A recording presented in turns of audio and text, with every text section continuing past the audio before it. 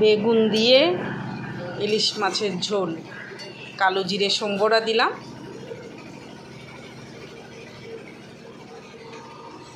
উচ্ছে,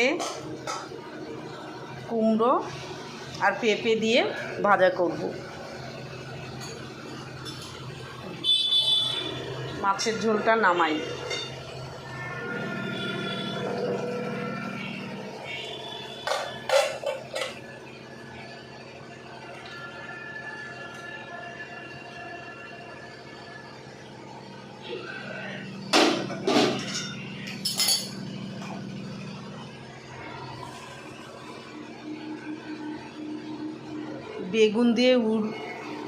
বেগুন দিয়ে আর ইলিশ মাছ দিয়ে খেতে তো খুব সুন্দর হয়।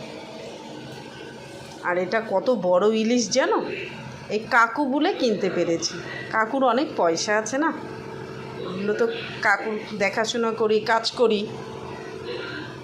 আমি আজকে আবার পেঁপে ভাতে দিয়েছি, আর এই যে উচ্ছে দিয়ে কুমড়ো দিয়ে ভাজা হবে। এই হচ্ছে আজকে আমার রান্না। এখন এটা ভাজা করব, কড়াইটা ধোবো, ধুয়ে বসাবো। টাটা।